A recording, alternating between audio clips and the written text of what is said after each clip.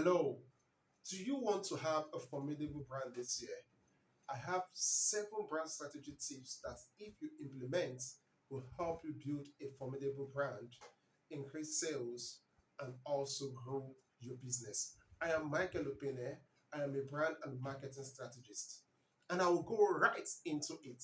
The first thing you need to do is to define your brand. We have a lot of people that don't really have a definite brand. So they come online and they just put out stuffs trying to find their bearing. There are moments that you do trial and error, but sometimes trial and error will take you, you make a lot of mistakes before you are able to figure exactly what you are meant to do. And that might cost you so much time and resources. So I want to help you simplify that process so that you can get right into it. And the first thing is, I said, define your brand. You have to be clear about what your brand stands for, what exactly you want to achieve with your brand. You have to be able to articulate your brand and what exactly defines that brand. What defines your brand is your vision, your mission, and your value. You need to have these basics in order for you to grow or have a formidable brand. But a lot of times, we don't have our vision statement well clearly written out, our mission statement clearly written out, and our value statement clearly written out. And because we don't have these intact, we find out that our brand is not standing on a firm foundation. And like people will say, if you don't stand for something, you will fall for everything. But this year, I believe you have a brand that stands for something. And what is your mission statement? Your mission statement is a statement of purpose of a company or organization. It explains the organization's reason for existing and what it aims to achieve. A vision statement is a statement of the organization goals and ambition for the future. It describes the organization's desire, future state, and the path it plans to take to get there. So, um, forget all these big grammar. Let me just simplify it. Your mission statement actually is what you intend to achieve in the short term and how you intend to achieve them, what you intend to do to achieve them. So while your vision has to do with your long term goal or what your business stands for. So in most cases, your vision statement is aspirational because sometimes even in the lifetime of a company, they might not even achieve their vision statement. But your vision statement actually propels you in order for you to have, at least you have a grand dream, you have something very big that will always prepare you, something very big that will always push you to achieve what you want to achieve, so that you can have a business that is as big as you want it to be. That is why we have that vision statement. But your mission statement is something that, okay, you can lay hold of because it is short term and you have a process towards achieving them. So let me give an example of our mission statement of Toyota. It says to provide the highest quality products and services to our customers and to exceed their expectations through continuous improvement and innovation. That is the mission statement of Toyota. Now, with this mission statement, it guides them towards the products that they put out there. That is why you keep seeing new products every year or every 2 years. You keep seeing new cars because they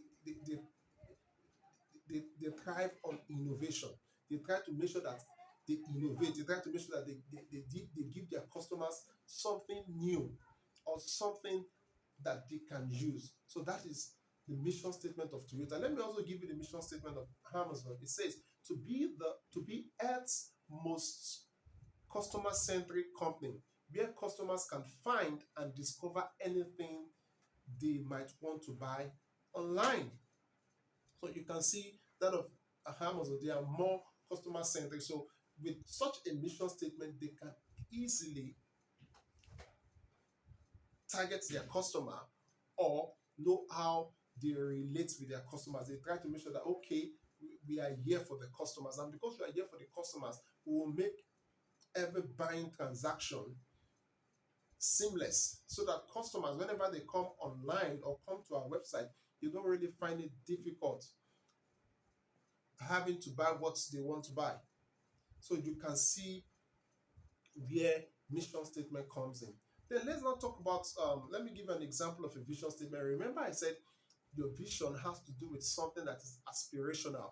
Your vision has to do with something that um, is in the long term. While we have a situation too where some people, they mix up their vision and their mission statement and they run with it. Let me give an example of Nike. It says to bring inspiration and innovation to every athlete in the world. To bring inspiration and innovation to every athlete in the world. That is the vision statement of um, of Nike. So you can see that this vision statement is aspirational. It is something that will definitely be achieved in a lifetime, because there will always be what, athletes, right? But with this vision statement, that is why whenever you watch Nike's advert, you will see that they try to inspire you. They try to make you see their product as something that when you put on, you will be like the stars that you be like the stars, the heroes that you have wanted or that you've been seeing from afar. So they inspire you to make you feel whenever you put on Nike's products, you can achieve whatever you want to achieve as far as sports is concerned. So you can see how top companies of the world are able to define their brand by clearly having their vision and what, their mission statement. So I believe you should have your mission statement. You should also have your vision statement. You don't necessarily need to make it very complex. Just put down something that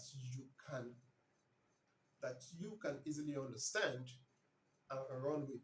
You don't necessarily need to try to copy others by writing bogus vision and mission statement that even the people that wrote it down don't even understand. So just write something that you can understand and run with it. Remember, your vision statement has to do with something you want to achieve in the long term.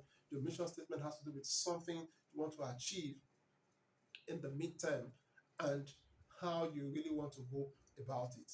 Once you write that, you can run with it. Then the second thing I want you to get is to know your audience.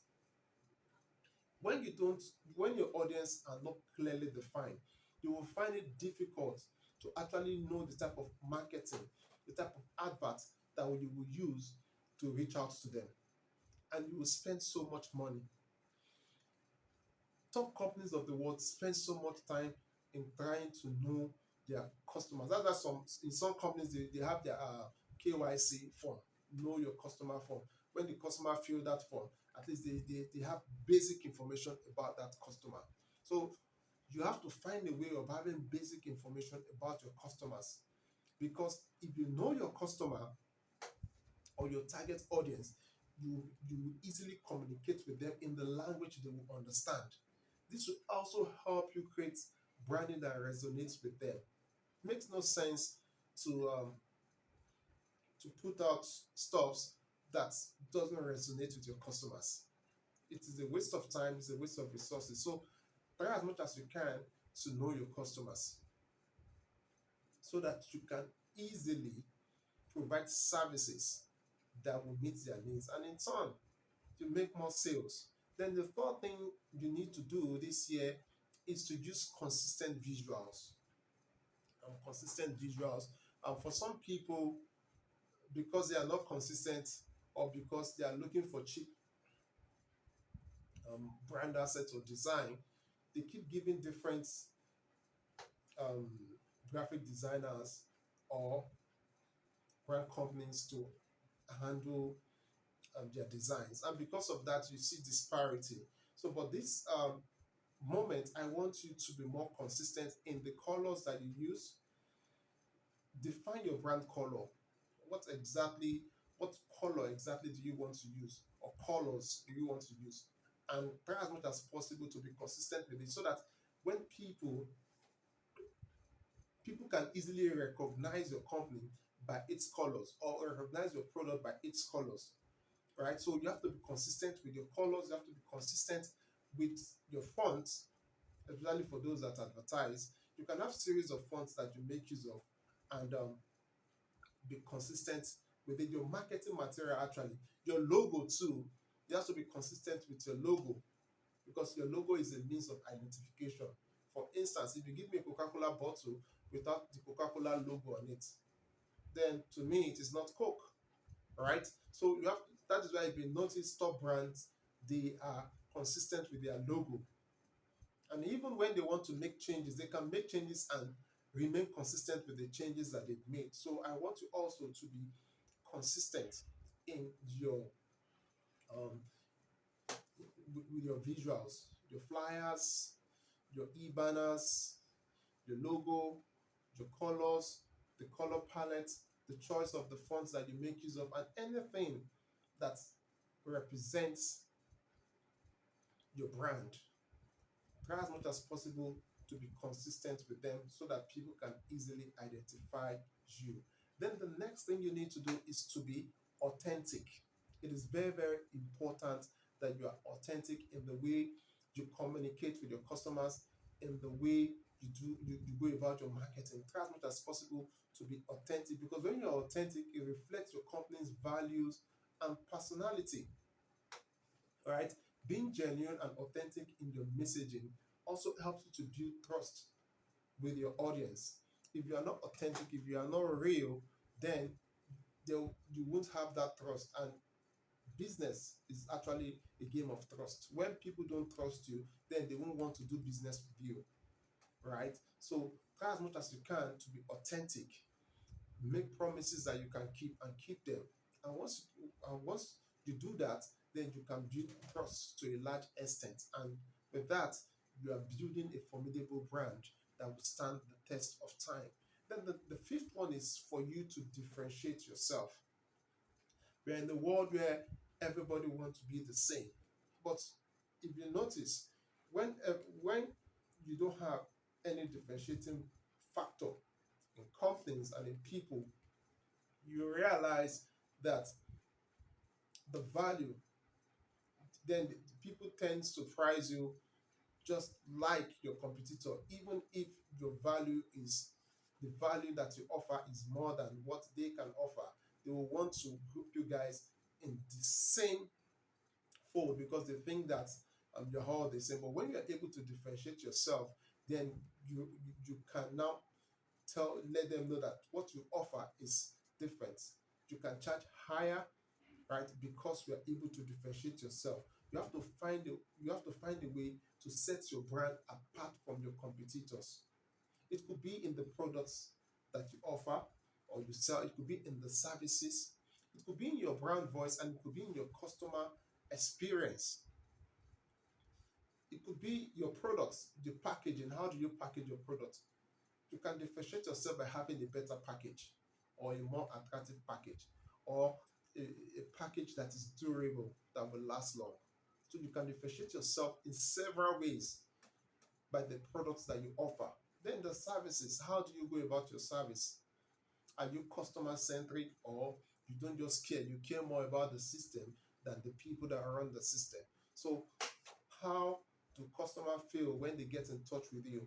So you have to be clear in the type of services you can differentiate. There are several ways you can differentiate yourself with the service that you offer. For some people, they can go the extra mile, right, in making sure that their customers are satisfied.